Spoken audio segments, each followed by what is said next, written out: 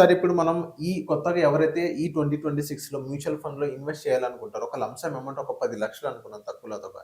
ఈ 10,00,000 అమౌంట్‌తో ఈ 2026లో ఎలా ప్లాన్ చేసుకోవాలి? పోర్ట్‌ఫోలియో అనేది ఎలా బిల్డ్ చేసుకోవాలంటారు? వెరీ గుడ్ క్వశ్చన్ నిహాల్ గారు. నిహాల్ గారు, మనం 2025 క్రాస్ అయిపోయి 2026కి వచ్చాం కాబట్టి, ఇప్పుడు ఎవరి దగ్గరైనా ఒక లంప్ సమ్ అమౌంట్ ఇన్వెస్ట్ చేయాలి అనుకునేటప్పుడు, ఫర్ ఎగ్జాంపుల్ మనం 10,00,000 తీసుకుందాం.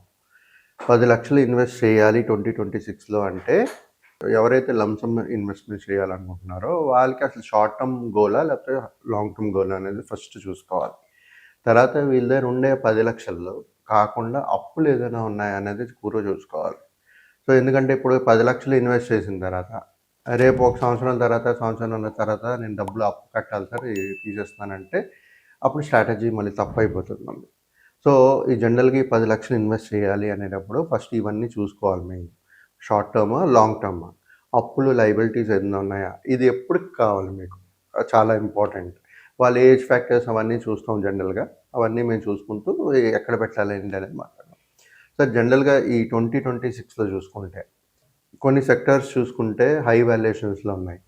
కొన్ని రీజనబుల్ వాల్యుయేషన్స్‌లో ఉన్నాయి. మొమెంటంలో ఉన్నాయి కూడా ఉన్నాయి. సో ఎక్కడ ఇన్వెస్ట్ చేయాలనేది పెద్ద క్వశ్చన్ 2026లో. ఇలాంటి సిట్యుయేషన్స్‌లో ఎప్పుడైతే మనకు మార్కెట్ చాలా గ్లోబల్ అన్‌సర్టెనిటీస్ ఉండేటప్పుడు ది బెస్ట్ ఇన్వెస్ట్‌మెంట్ స్ట్రాటజీ ఏంటంటే, ఒక డెబ్ట్ ఫండ్‌లో గానీ, లిక్విడ్ ఫండ్‌లో గానీ పెట్టుకుంటూ, ఒక లో డ్యూరేషన్ ఫండ్‌లో పెట్టుకుంటూ, ఫస్ట్ పెట్టుకుంటూ, పార్క్ చేసుకుంటూ, మనం ఎస్టీపీ ఒకవేళ ఈక్విటీలో ఇన్వెస్ట్ చేయాలి అనుకునేటప్పుడు ఎక్కువ రిటర్న్స్ ఎక్స్‌పెక్ట్ చేస్తే అరౌండ్ 12-15% ఆన్ అన్ యావరేజ్ గానీ వాళ్ళు కావాలనుకుంటున్నారనుకోండి రిటర్న్స్. అలాంటప్పుడు మనం ఏంటంటే ఒక లో డ్యూరేషన్ ఫండ్‌లో పెట్టుకుంటూ, ఎస్టీపీ చేసుకుంటూ ఈక్విటీకి మార్చుకోవాలి ఫస్ట్ స్ట్రాటజీ. లేదు నాకు 6-7% సరిపోతుంది, రిస్క్ తీసుకోను అనుకునేటప్పుడు ఇలా డెబ్ట్ ఫండ్స్‌లో పెట్టుకుంటూ ఇన్వెస్ట్‌మెంట్ చేసుకుంటూ వెళ్ళాలి.